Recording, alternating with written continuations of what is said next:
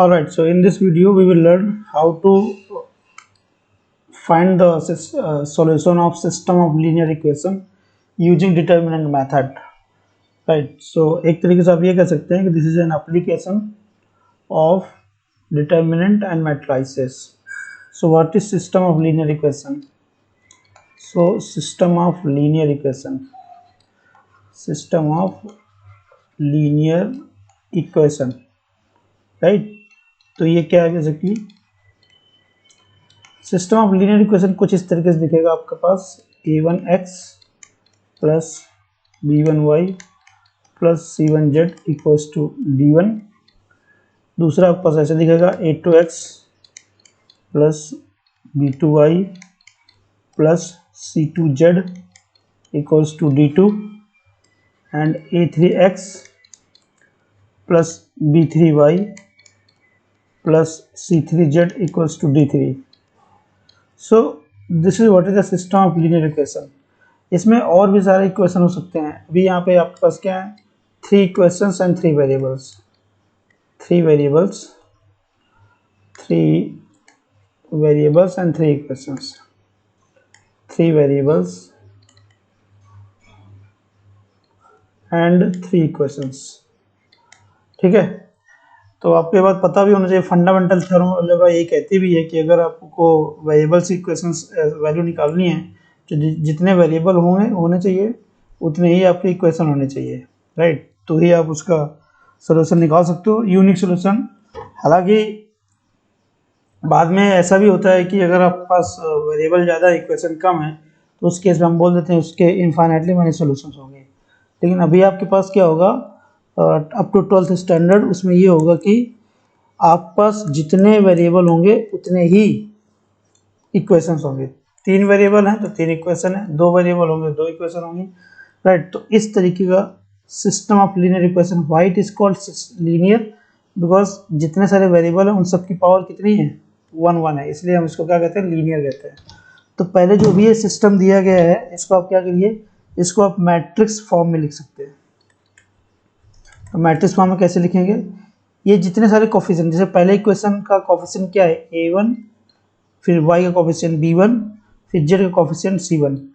ऐसे दूसरा इक्वेशन ये a2, यहाँ पे आपके पास b2, ये आपके पास c2, इधर आपके पास ये a3, this is b3 and this is c3.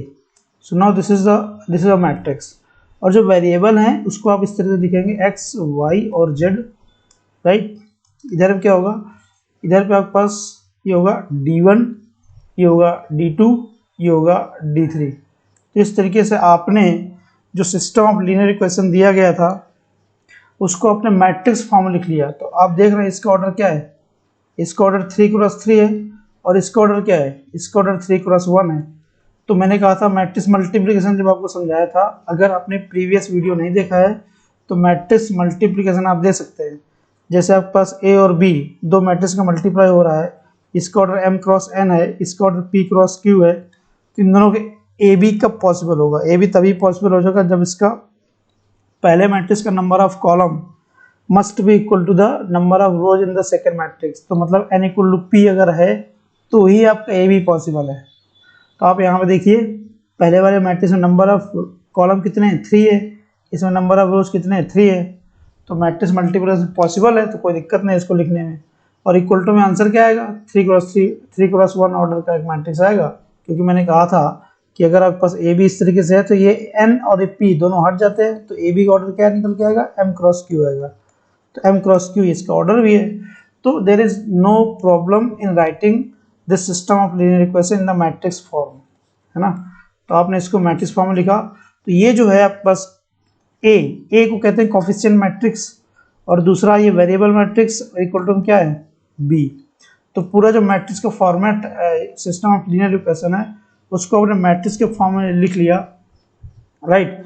तो आपको यहाँ पे वैल्यू किसकी निकालनी है, वैल्यू निकालनी है एक्स की, वैल्यू निकालनी है एक्स की. ये क्योंकि ये क्या है, ये वेरिएबल मैट्रिक्स है और वेरिएबल की वैल्यू निकालनी है, तो मतलब एक्स की वैल्यू निकालनी है किसी तरीके से. तो क्या करेंगे आप, अब करना है आप ये, यहाँ पे आप केसेस देखेंगे. केस नंबर 1, केस फर्स्ट क्या हो सकता है, केस फर्स्ट ये हो सकता है कि जो ए है आपका कोएफिशिएंट मैट्रिक्स, ये मे बी नॉन सिंगुलर। ये कैसा हो सकता है? Non singular. अब नॉन सिंगुलर मैट्रिक्स क्या होती है? You might have seen the previous videos, मैंने वहाँ बताया कि नॉन सिंगुलर मैट्रिक्स क्या होती है।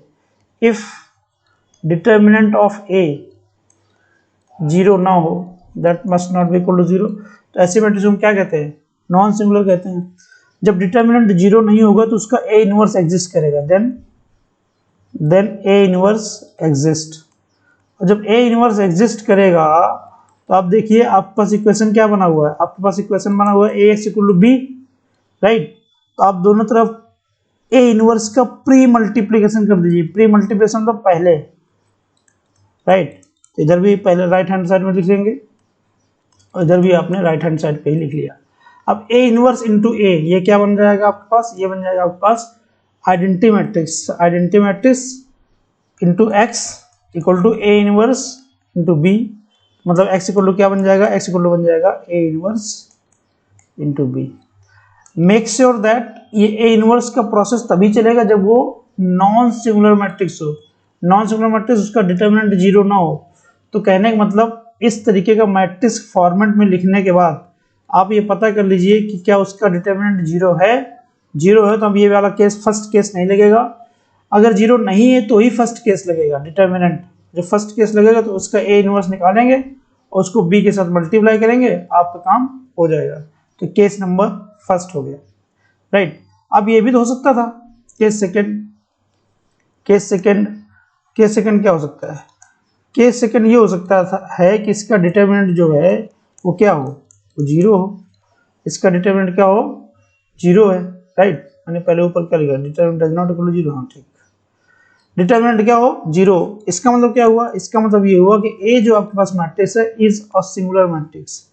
ए कैसा मैट्रिक्स बन जाएगा? ये बन जाएगा अपना सिंगुलर मैट्रिक्स, ठीक है। This must be a singular matrix. अब इस केस में भी दो केस अराइज होते हैं। Case number one, case second में भी दो केस आ जाते हैं। केस नंबर वन क्या आता है? केस नंबर वन ये आता है कि adjoint of A into B, B आपके पास ऊपर एक मैट्रिक्स है, अगर आप ये कैलकुलेट करें और that is not equal to zero, that is not equal to zero, then the system of linear equation does not have any solution. अगर ऐसा होता है, if this then system of linear equation LE linear equation does not have DOES does not have any solution, ठीक है। उस case में इसके पास कोई सोल्यूशन नहीं होगा, या कहते हो नो सोल्यूशन। तो अगर सिस्टम के पास कोई भी सोल्यूशन नहीं है तो ऐसे सिस्टम को बोलते हैं इनकंसिस्टेंट। क्या बोलते हैं? System is inconsistent. और इसका मतलब ये निकल के आएगा system is inconsistent. System is inconsistent. System is inconsistent. System आपके पास क्या हो जाएगा? इनकंसिस्टेंट हो जाएगा, राइट। अगर उसके पास कोई भी सोल्यूशन नहीं होगा सिस्टम क्या हो जाएगा? इनकंसिस्टेंट। दूसरा केस क्या हो सकता है? दूसरा केस ये हो सकता है कि if adjoint of A into B equal to zero, उस केस में क्या होगा? अगर ऐसा हो जाए तो क्या होगा? देन सिस्टम में और may not be consistent। मतलब ये है कि अगर उसका adjoint of A and B का मल्टीप्लिकेशन जीरो मैट्रिक्स आ जाता है तो उस केस में आप ये नहीं बता पाएंगे कि वो कंसिस्टेंट है कि नहीं है। मे और मे नॉट बी कंसिस्टेंट, है ना। मे बी कंसिस्टेंट और मे नॉट बी कंसिस्टेंट। इसका मतलब क्या हुआ? इसका मतलब ये है कि सॉल्यूशन हो भी सकता है, सॉल्यूशन हो भी सकता है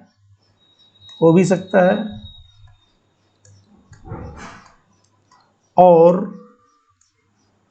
नहीं भी हो सकता है, नहीं भी हो सकता है। सोल्यूशन हो भी सकता है और नहीं भी हो सकता है। ठीक है, अगर सोल्यूशन होगा, यहाँ पे लिखो, अगर सोल्यूशन होगा, अगर सोल्यूशन होगा तो इनफाइनाइट सोल्यूशन होंगे। कितने होंगे? इनफाइनाइट सोल्यूशन होंगे, इनफाइनाइट सोल्यूशन होंगे। ठीक है, इनफाइनाइट सोल्यूशन होंगे। अगर सोल्यूशन होंगे तो इनफाइनाइट सोल्यूशन होंगे, और नहीं होंगे तो फिर नहीं होंगे। राइट, ये चीज इसमें याद रखना है। अब इसमें आप करें चेक कैसे करेंगे, तो इसमें अभी हम एग्जांपल समझेंगे कैसे देखेंगे।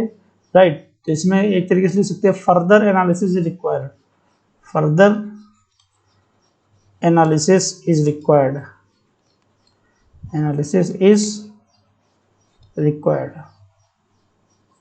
ठीक है, हालांकि ये जो मैंने सिस्टम बताया इस तरीके से पता करना, एक और है तरीका, लेकिन वो बोर्ड में नहीं है। जब हम लोग मेंस का पढ़ते हैं तो वहाँ पे एक चीज़ बताई जाती है, रैंक ऑफ मैट्रिक्स निकालना सिखाया जाता है, रैंक ऑफ मैट्रिक्स निकालना सिखाया जाता है। तो उसमें इतना स्टडी करने की जरूरत नहीं है, इतना एनालिसिस करने की जरूरत नहीं है। आप रैंक ऑफ मैट्रिक्स से सिंगल शॉट में आप पता कर लेंगे कि सोल्यूशन होगा कि नहीं होगा, होगा यूनिक होगा कि इनफाइनाइटली सोल्यूशन होंगे, तुरंत पता चल जाता है। तो वो बेसिकली हम लोग जब पढ़ाते हैं एडवांस या फिर मेंस के क्लासेस में, तो इस तरीके का आपको बताया जाता है। फिलहाल आपको बोर्ड के लिए इतना ही पढ़ना है जो मैंने ऊपर डिस्कस किया। मैंने 2 केस बताए, केस 1 और केस 2। केस 1 में ये बताया कि अगर ए इनवर्स एग्जिस्ट करता है तो सॉल्यूशन ऐसे निकाला जाएगा, और इस केस में जो सॉल्यूशन निकल के आएगा वो हमेशा यूनिक सॉल्यूशन होगा। कैसे सॉल्यूशन होगा? यूनिक सॉल्यूशन होगा। राइट, मतलब इसमें जब ए आपका determinant of A does not equal to 0, then A inverse exist करेगा, और उस केस में जो भी सॉल्यूशन निकल के आएगा that will be unique solution. This must be known to everybody. I hope you are getting the things in the right way. Right, तो फर्स्ट केस में मैंने आपको ये बताया, जब सिस्टम मैट्रिक्स कैसा है, नॉन सिंगुलर मैट्रिक्स है, तो उसका डिटर्मिनेंट 0 नहीं होगा, इसका मतलब ए इनवर्स एग्जिस्ट करेगा, एक्स इक्वल टू बी होगा, तो आप ए इनवर्स का मल्टीप्लाई कर सकते हैं, तो X equal to A inverse B आ जाएगा। यही सोल्यूशन है, यहीं पे आपको सोल्यूशन मिलेगा, यहीं पे सोल्यूशन मिलेगा, यहीं पे सोल्यूशन मिलेगा। कहीं पे निगाहें, कहीं पे इशारा, सोल्यूशन यहीं पे मिलेगा, यहीं पे सोल्यूशन मिलेगा, मिलेगा। ठीक है, इस पॉइंट पे आपको सोल्यूशन मिल जाएगा। अभी हम देखें कैसे। केस सेकंड में मैंने क्या बताया, अगर आपका डिटर्मिनेंट मान लीजिए 0 है, तो ए कैसा होगा? ए इज सिंगुलर मैट्रिक्स, ए को सिंगुलर मैट्रिक्स कहेंगे। इस केस में 2 केस बन जाएंगे। कैसे? आप एडजॉइंट ऑफ ए निकाल चुके होंगे या फिर निकालना पड़ेगा, उसको बी के साथ मल्टीप्लाई करेंगे। अगर वो आपका 0 नहीं आता है, क्या मल्टीप्लाई करने के बाद, तो उस केस में सिस्टम के पास कोई भी सॉल्यूशन नहीं होगा, does not have any solution. Right, उस केस में सिस्टम क्या बोलेंगे? इनकंसिस्टेंट बोलेंगे। कंसिस्टेंट तब बोलते हैं जब सिस्टम के पास सॉल्यूशन हो, और इनकंसिस्टेंट तब बोलते हैं जब आपके पास सिस्टम का सॉल्यूशन नहीं हो। Right, so in the second case, right, if determinant of A adjoint of a into b equal to 0, then system may or may not be consistent। ये consistent हो भी सकता है और नहीं भी हो सकता है, मतलब इसके सॉल्यूशन हो भी सकते हैं, नहीं भी हो सकते हैं। तो मैंने यहाँ पर लिखा है सॉल्यूशन हो भी सकता है और नहीं भी हो सकता है। अगर सॉल्यूशन होगा तो कितने सॉल्यूशन होंगे? इनफाइनाइटली मैंने सॉल्यूशन होंगे। राइट, और इसमें होंगे कि नहीं होंगे सॉल्यूशन, तो हमें फर्दर एनालिसिस रिक्वायर करेगी। वो हम आगे हम क्वेश्चन में एग्जाम्पल से समझेंगे कैसे क्या होगा। ये तो हो गया एक तरीके का सिस्टम ऑफ लीनियर इक्वेशन का डिस्कशन, एक फॉर्मेट का। एक होता है homogeneous system of linear equation, homogeneous system of linear equation, homogeneous system of linear equations. ठीक है, वो क्या होता है? ये जो आपने ax इक्वल टू बी ऊपर देखा है ना, सिस्टम ऑफ लीनियर इक्वेशन में ax इक्वल टू बी का फॉर्मेट जो आपने देखा है, तो अगर आपके पास b जो आ जाए, b कैसी मैट्रिक्स आ जाए? नल मैट्रिक्स आ जाए। कैसी मैट्रिक्स आ जाए? Null matrix. b आपके पास ऐसी मैट्रिक्स आ जाए जो कि कैसी मैट्रिक्स है? नल मैट्रिक्स है। तो उस b को, तो आपके पास क्या बन जाएगा? ये बन जाएगा ax equal to b, ax equal to 0 0 0, it's not 0, it is a big 0, big O। याद करो, बिग O का मतलब होता है नल मैट्रिक्स। नल मैट्रिक्स का मतलब क्या होता है? All entries are 0, all entries are zero. कहने का मतलब जो उधर में इक्वल टू लिखा है ना सिस्टम ऑफ लीनियर इक्वेशन, जरा दिखाता हूँ आपको। ऊपर मैंने क्या लिखा है, ऊपर मैंने ये लिखा हुआ है देखा, तो मतलब D1 भी जीरो आ जाए, D2 भी जीरो आ जाए, D3 भी जीरो आ जाए, हाँ D1 D2 D3 सारे जीरो आ जाएंगे तो आपका B पूरा पूरा क्या हो जाएगा, जीरो हो जाएगा, तो आपका नल मैट्रिक्स बन जाएगा। तो ऐसे सिस्टम ऑफ लीनियर इक्वेशन बोलते हैं होमोजेनस। इस तरीके के सिस्टम ऑफ लीनियर इक्वेशन क्या बोलते हैं, homogeneous system of linear equation बोलते हैं। इसमें भी दो केस होते हैं। केस नंबर 1, केस फर्स्ट ये कि अगर आपका डिटरमिनेंट ऑफ ए जीरो ना हो। केस फर्स्ट ये अगर आपका डिटरमिनेंट ऑफ ए जीरो ना हो, कहने का मतलब क्या है, ए इज सिंगुलर मैट्रिक्स। गलत बोल दिया मैंने, ए इज नॉन सिंगुलर।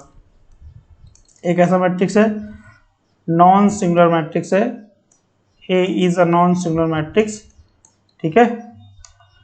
तो उस केस में आपके पास यूनिक सॉल्यूशन होगा। क्या होगा, यूनिक सॉल्यूशन होगा। और सॉल्यूशन क्या होगा, सॉल्यूशन होगा x equal to y equal to z equal to zero, ठीक है। x और y और z की वैल्यू सबकी सब जीरो होगी। सिर्फ और सिर्फ आपको डिटरमिनेंट कैलकुलेट करना है, डिटरमिनेंट ऑफ a कैलकुलेट करना है। अगर वो जीरो नहीं आता है तो उसमें x और y और z की वैल्यू जीरो आ जाएगी, उसको हम यूनिक सॉल्यूशन कहेंगे। यही सिर्फ सॉल्यूशन होगा। केस सेकंड क्या होगा, अगर आपका डिटरमिनेंट ऑफ a जीरो आ जाएगा तो उस केस में ए आपका कैसा मैट्रिक्स हो गया, ए इज ए सिंगुलर मैट्रिक्स। ए कैसा हो गया, ए हो गया सिंगुलर। समझ गए भाई। अब जब सिंगुलर मैट्रिक्स होगा तो क्या होगा, उस केस में क्या हो जाएंगे, इनफाइनाइटली मैनी सॉल्यूशन हो जाएंगे। कितने सॉल्यूशन हो जाएंगे, इनफाइनाइटली मैनी सॉल्यूशंस, अनंत हल हो जाएंगे। उस सिस्टम ऑफ लीनियर इक्वेशन के अनंत हल होंगे, राइट, अगर उसका डिटरमिनेंट जीरो होगा। अब अनंत हल होंगे तो उसका हल तो निकाला नहीं जा सकता, है ना। तो वो केस में हम देखेंगे कैसे निकाला जाएगा, कैसे नहीं निकाला जाएगा। तो this was the sort of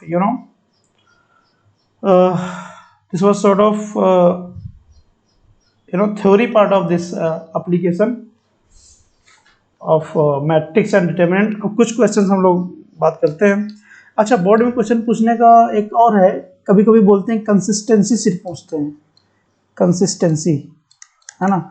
आपको ये पूछा जाता है क्या सिस्टम कंसिस्टेंट है क्या, ठीक है। कंसिस्टेंट तब होगा जब उसके पास सॉल्यूशन होगा, right. If a system contains at least one solution then the system is consistent, otherwise it is unconsistent, sorry unconsistent नहीं, इनकंसिस्टेंट, राइट। अब हम कुछ एग्जांपल्स देखते हैं। जैसे हमारी फर्स्ट एग्जांपल है ना, एग्जांपल पहला एग्जांपल मैंने यहाँ लिया 5x minus 7y equals to 2, और दूसरा मैंने क्या लिया 7x minus 5y equals to 3, right. अब यहाँ पे दो ही क्वेश्चन है, दो वेरिएबल है, तो इसको आपको लिखना है मैट्रिक्स के फॉर्म में। तो आप इसको कैसे ले सकते हैं, इसको आप ले सकते हैं कैसे, 5 माइनस 7 और ये माइनस 5, यहाँ पे आएगा x और ये y, तो यहाँ पे आ जाएगा आपके पास 2 और ये 3, राइट। ये बन गया आपके पास a, यहाँ पे x इक्वल्स टू b। अब सबसे पहला काम ये है आपको इसकी कंसिस्टेंसी बतानी है, कंसिस्टेंट है कि नहीं है, राइट। तो पहले आपके पास a क्या है, a आपके पास आया है यहाँ पे कितना 5 माइनस 7 और माइनस 5, ठीक है। तो इसका डिटर्मिनेंट ऑफ a निकालते हैं। कैसे निकालेंगे डिटर्मिनेंट ऑफ a, वो निकालने का तरीका यहाँ पे 5 माइनस 7 माइनस 5, कैलकुलेट करो कितना आएगा, इसका मल्टीप्लाई इधर करो, माइनस का 24 हो जाएगा, ये प्लस का माइनस का 25 हो जाएगा, ये प्लस का 49 हो जाएगा, है ना। ये सर मल्टीप्लाई होके यहाँ पे आ जाएगा माइनस का 25 प्लस में 49, तो कितना आ जाएगा, ये आपके पास आ जाएगा 24, है ना, which is not equal to 0। अब आपका ये डिटर्मिनेंट जो है इसका 0 नहीं आया है, तो याद करो पहला केस डिटर्मिनेंट 0 नहीं होगा तो क्या होगा, सिस्टम कंसिस्टेंट होगा, system is consistent, system is consistent.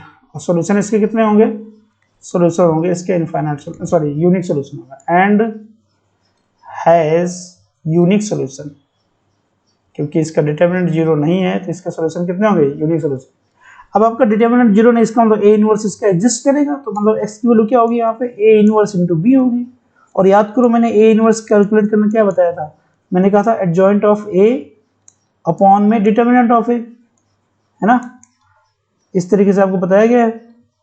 तो एडजॉइंट ऑफ ए कैसे निकालेंगे, सबसे बड़ी बात ये है, देखिए अगर 2 क्रॉस 2 की मैट्रिक्स है ना, ये थोड़ा सा आप देख लीजिए यहाँ पे, अगर आपके पास 2 क्रॉस 2 की मैट्रिक्स है, क्या ऐसे लिखी हुई है ए बी सी डी, ठीक है, इसका आपको एडजॉइंट ऑफ ए निकालना है, तो कुछ नहीं करना, हालांकि मैंने बताया कैसे कैलकुलेट करने के लिए, कोफैक्टर्स निकालते हैं, फिर उसका कोफैक्टर मैट्रिक्स निकालते हैं, फिर उसका ट्रांसपोज निकालते हैं, तब आपके पास जाके कहीं पे एडजॉइंट ऑफ ए निकल के आता है। लेकिन यहाँ पे आपके पास अगर 2 क्रॉस 2 की मैट्रिक्स है तो उसको सिंपली लिख देते हैं, कैसे, देखो इनकी जगह बदल दो, मतलब यहाँ पे डी की जगह पे ए और ए की जगह पे डी, समझ गए, और बाकी जो बचे उनके साइन बदल दो, बी की जगह पे माइनस बी और सी की जगह पे minus C, this will be the adjoint of A. बस डिटर्मिनेंट आप निकाल चुके हैं 24, तो ए इनवर्स कितना आएगा, ए इनवर्स आ जाएगा 1/24 इंटू, अब मैंने क्या कहा, इनकी जगह बदलनी है, तो यहाँ पे आ जाएगा माइनस का 5, ये आपके पास आ जाएगा 5, और इनके साइन बदलने हैं, तो यहाँ पे साइन, यहाँ पे माइनस का 7 आ जाएगा। I hope you are getting the things in a proper manner, right. So x equal to क्या है, x इक्वल टू आपके पास a इनवर्स b है, बस सिंपली आपके पास a इनवर्स आ चुका है, x इक्वल टू आपके पास क्या है, a इनवर्स b, a की वैल्यू आपके पास क्या है 1/24, यहाँ पे -5, यहाँ पे 7, यहाँ पे -7, यहाँ पे 5, और b की वैल्यू यहाँ पे क्या है, b की वैल्यू यहाँ पे 2 और 3 है। तो इसको आप मैट्रिक्स मल्टीप्लिकेशन मैंने आपको बताया है कैसे करते हैं, याद करो, इस वाली रो को लेते हैं और इसके सामने ऐसे खड़ा कर देते हैं, -5 7, राइट, ऐसे इसके सामने खड़ेंगे 2 और 3, तो -5 मल्टीप्लाई करेंगे तो माइनस का 10 प्लस का 21, कितना आ जाएगा 11 आ जाएगा, यहाँ पे 1/24 चलेगा, यहाँ पे आपके पास 11 आ जाएगा, यहाँ पे आ जाएगा -14 और प्लस में 15, तो आ जाएगा आपके पास 1, right. I hope you are getting the things. 1/24 अंदर जाएगा, मैंने कहा था मैट्रिक्स में अगर कोई नंबर से मल्टीप्लाई या डिवाइड होता है तो सारे एलिमेंट्स ऑफ होता है, तो यहाँ पे आपके पास आ जाएगा 11/24 और 1/24। So now you have got x, x की वैल्यू क्या थी, x को y, x और y, इधर आपके पास क्या था 11/24, यहाँ पे क्या था 1/24, so now you have got x equals to 11/24 और y equal to 1/24। So this was the equation, system of linear equation in which the first case was applicable, है ना, इसमें डिटर्मिनेंट 0 नहीं था, समझ गए, और उसका यूनिक सॉल्यूशन था, आपने निकाला, आपका पास हो गया, ठीक है। अब आगे जरा देखते हैं, अगला केस एग्जांपल लेते हैं। अब एक एग्जांपल ऐसा लेते हैं जिसका डिटर्मिनेंट आपका 0 हो रहा हो, राइट। एग्जांपल नंबर 2, मैं यहाँ पर 2 क्रॉस 2 के मैट्रिक्स ले रहा हूँ, आप 3 क्रॉस 3 के मैट्रिक्स का काम करना है आपको, है ना, सब कुछ ऐसे ही करना है जैसे आपके पास किया जा रहा है, ये 3 और यहाँ पे -9, ओह सॉरी, पहले सिस्टम ऑफ लीनियर इक्वेशन तो लिखा जाए। So let us right the system of linear equation in such a way that the determinant of that matrix A is 0, तो x - 3y इक्वल्स टू आपके पास है 5, और दूसरा equation जो आपके पास है 3x - 9y इक्वल्स टू आपके पास है 10। तो अगर आप इसको मैट्रिक्स फॉर्मेट में लिखेंगे तो यहाँ पर आ जाएगा 1, यहाँ पे आ जाएगा -3, यहाँ पे आ जाएगा 3, यहाँ पे आ जाएगा -9, राइट, यहाँ पे आ जाएगा x और y, इधर आपके पास आ जाएगा 5 और 10। So now you have got a, this is x and this is b। So you have got a equals to what is that, a को आपके पास आएगा 1 माइनस का 3, माइनस बहुत पहले लगा दिया, 1 - 3, यहाँ पे आ जाएगा 3 और -9। अब अगर आप इसका डिटर्मिनेंट निकालेंगे क्या आएगा, यहाँ पे ऐसे लिखेंगे 1 - 3, 3 - 9।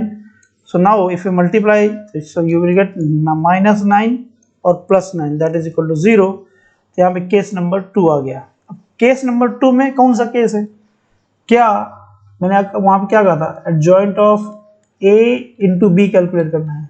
अब पता करना है ये जीरो होगा कि नहीं होगा। तो पहले तो एडजॉइंट ऑफ ए पता करो। एडजॉइंट ऑफ ए पता करने में मैंने क्या बताया, पहले तो आपके पास ए इक्वल क्या दिया गया है, so let us right A, late me right A here. A equal आपके पास क्या है, ए इक्वल टू है 1 माइनस 3, यहाँ पे 3 और यहाँ पे -9। मैंने क्या कहा, मैंने कहा इनकी तो जगह बदल दो और बाकियों के साइन बदल दो, तो एडजॉइंट ऑफ ए निकल के आ जाएगा। एडजॉइंट ऑफ ए इक्वल कितना है आपके पास, ये निकल के आया -9 1, यहाँ पे 3, यहाँ पे -3, साइन बदल के आपके पास ऐसे आ गया। अब adjoint of A into B calculate करते हैं। अब एडजॉइंट ऑफ ए कितना है, -9, so let me write -9 here. ये आपके पास -9, यहाँ पे 3 -3 1, और b कितना है, b आपके पास है 5 और 10। देखिए ये आपके पास b है, this is what is b। Multiply करिए, मल्टीप्लाई करने से क्या होता है, इस -9 को मल्टीप्लाई करिए 5 के साथ, -45 आ जाएगा, प्लस का 30 आएगा, तो मतलब कितना आ जाएगा, माइनस में 15 आ जाएगा। यहाँ कितना आएगा, -15 प्लस का 10, यहाँ पे आएगा -5, which is not equal to 0, जो कि 0 नहीं है।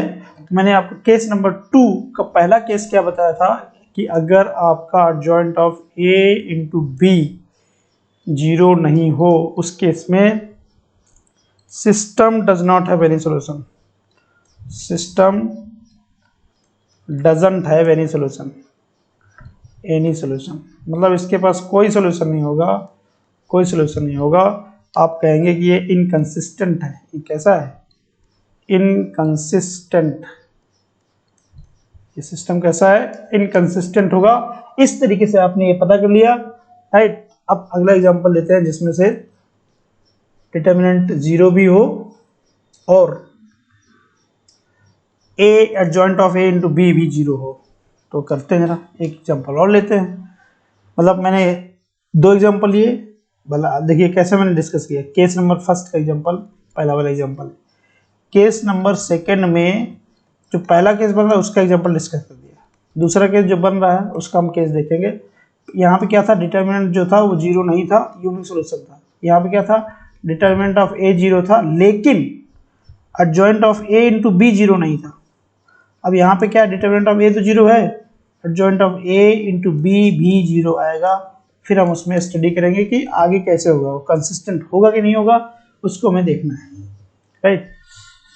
तो कैसे करेंगे, let us take an example, example number 3। So it is x plus 2y equals to 3। दूसरा आपने लिया यहाँ पे 2x plus 4y equals to 6। अभी यहाँ पे क्या होगा, अगर आप इसको सिस्टम ऑफ लीनियर इक्वेशन के फॉर्मेट में लिखेंगे, क्या आएगा यहाँ पे आएगा 1, यहाँ पे आएगा 2, यहाँ पे आएगा 2, यहाँ पे आएगा 4, इधर पे क्या आएगा, इधर पे आएगा 3 और 6। थोड़ा सा जल्दबाजी में गलत किया, यहाँ पे जल्द काम शैतान का, इंसान का होता नहीं है। Sometime I believe that I am शैतान, right. So it is a, it is x, it is b, right? So you have got a equals to 1 2 2 4। find out the determinant of a, कैसे निकालेंगे भाई determinant of a, you know how to calculate the determinant of 0 आ जाएगा, calculate करके देख लेना, क्योंकि चलो calculate कर ही देते हैं यार, इतना करना है तो वो भी कर ही दे। इसका मल्टीप्लाई इसके साथ माइनस इसका मल्टीप्लाई इसके साथ, तो 4 माइनस 4, आंसर कितना आएगा 0। So now calculate the adjoint of A. तो ये केस नंबर सेकंड हो गया, तो उसमें एडजॉइंट ऑफ ए निकालना जरूरी हो जाता है। एडजॉइंट ए कैसे निकालते हैं, इनकी जगह बदलते हैं। भाई आपके पास ए क्या है, ए क्या है आपके पास, A, what is A, what is A आपके पास क्या है, ए आपके पास है यहाँ पे 1 2 2 4। मैंने कहा इनकी जगह बदल दो और इन दोनों के बाकी जो बचेंगे उनको साइन बदल दो, तो एडजॉइंट ऑफ ए निकल जाएगा। तो एडजॉइंट ऑफ ए इक्वल क्या आएगा, यहाँ पे ये आएगा फास्ट 4, यहाँ पे आएगा 1, यहाँ पे आएगा -2, यहाँ पे आएगा -2, right. Now calculate adjoint of A into B. So what is that, it is 4 -2 1, यहाँ पे आपके पास आएगा 6 3 6, सॉरी मल्टीप्लाई करिए 4 का मल्टीप्लाई इसके साथ होगा 12 आएगा, माइनस 12 आएगा, ऊपर जाएगा 0, ऊपर आएगा -6, नीचे आएगा 6, नीचे आएगा 0, ये आपका 0 आ गया। तो अब इस केस में क्या होगा, इट मे और may not have solution, right, it may और मे नॉट हैव सॉल्यूशन। अगर सॉल्यूशन होगा तो इनफाइनाइट सॉल्यूशन होंगे, और नहीं होगा तो फिर नहीं होगा, सिंपल सी बात है। कैसे पता करोगे इस केस में, फर्दर डिस्कशन कैसे करोगे, मतलब फर्दर एनालिसिस कैसे करोगे। x + 2y को लो, आपके पास क्या था, 2 था, नहीं गलत लिख दिया मैंने, 3 था। x + 2y को लो क्या था, 3 था, और 2x + 4y को क्या था, आपके पास था 6, समझ गए। अब आप एक काम करो, पहला वाला इक्वेशन ले लो या फिर दूसरा वाला इक्वेशन ले लो, कोई फर्क नहीं पड़ता है। y = इसमें क्या करो, एक वेरिएबल की वैल्यू मान लीजिए, y को लो आप क्या मान लो, y को लो आप मान लीजिए, it is not working, it is not working, y को लो आप क्या मान लीजिए, कंसीडर y = k, y को k मानेंगे तो आपके पास x की वैल्यू क्या निकल के आएगी, x की वैल्यू निकल के आएगी 3 - 2k, राइट। अब ये जो x और y आया है, ये जो आपके पास x और y आया है, तो इसकी इक्वेशन, इसकी जो वैल्यू है, इसकी आप वैल्यू रख देंगे कहाँ पे, इसकी वैल्यू रख देंगे आप इक्वेशन नंबर सेकंड में। इक्वेशन नंबर सेकंड क्या है, उसका LHS लेंगे, LHS लिया आपने, राइट। यहाँ पे x और y वैल्यू रखेंगे, यहाँ पे क्या था 2 इन ब्रैकेट x की वैल्यू क्या रखेंगे 3 हम इसकी इक्वेशन की बात कर रहे हैं, 3 - 2k, 3 - 2k, right. We are talking about that equation 3 - 2k और प्लस 4 k, क्योंकि y की वैल्यू k अंदर मल्टीप्लाई हुई है 6 - 4k आएगा, प्लस कितना आएगा यहाँ पे, ये भी 4k आएगा, 4k निपट गए, आंसर कितना है आपका 6, तो जो कि सेटिस्फाई कर गया इसको।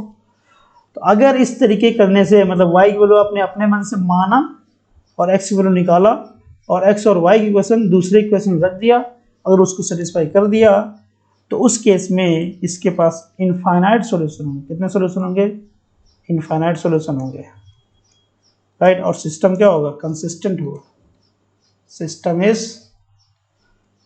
इज कंसिस्टेंट, ठीक है। अगर ये सेटिस्फाई ना करता मान लो, तो सिस्टम इनकंसिस्टेंट हो जाता और उसके पास कोई सॉल्यूशन नहीं होगा। सिंपल लॉजिक इस तरीके से आप करेंगे। आई hope you have got the things. अगर नहीं समझ में आया तो वीडियो आप दोबारा चला के देख सकते हैं, राइट।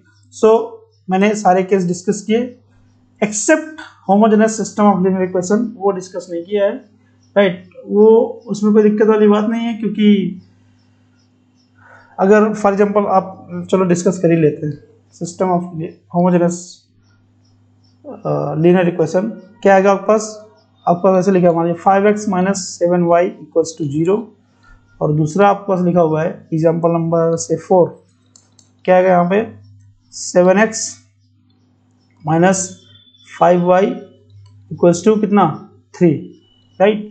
इस केस में क्या होगा, इसका अगर आप उस 3 नहीं यहाँ पे आएगा, यहाँ 0 आएगा, क्योंकि होमोजेनस है तो ये यहाँ पे 0 ही रहेगा।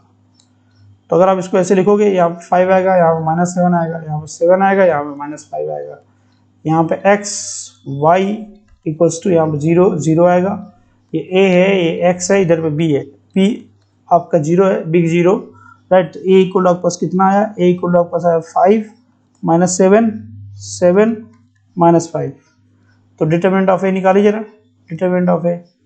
अगर आप डिटरमिनेंट ऑफ a निकालेंगे तो ये आपके पास आएगा 24, which is not equal to 0। तो इस केस में this system has unique solution, क्या है इसका unique solution, and that too x = y = 0, right. This is what is the case, right. दूसरा क्या आप ले सकते हो, जहाँ पे 0 नहीं हो, सॉरी 0 हो, ये तो डिटरमिनेंट 0 नहीं था यहाँ पे। दूसरा केस क्या ले सकते हैं, एग्जांपल नंबर 5 से, फॉर एग्जांपल आप ले सकते हैं x - 3y = 0। दूसरा इक्वेशन ले सकते हैं 3x - 9y = 0।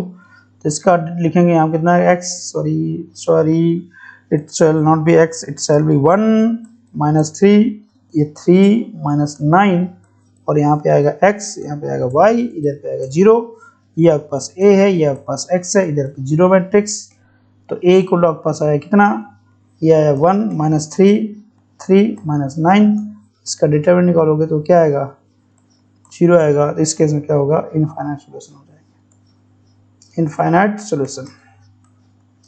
So this is all about the system of linear equation, right? I hope you got the point. So we have covered all the board pattern. बस मैंने आप ये किया कि 2x2 के मैट्रिक्स लिया है, आपको 3x3 के मैट्रिक्स पे भी काम करना है। देखिए 4x4 तो नहीं आएगा, एग्जाम में अभी तक नहीं आया है, अगर आएगा तो उसमें कुछ ट्रिक लग रही होगी, और अगर पूरा ही काम करना होगा तो फिर तो नहीं आएगा, है ना। सो अगर आपको लगता है कि इस वीडियो ने आपको जरा सी हेल्प की है तो you can subscribe my channel. See you in the next video.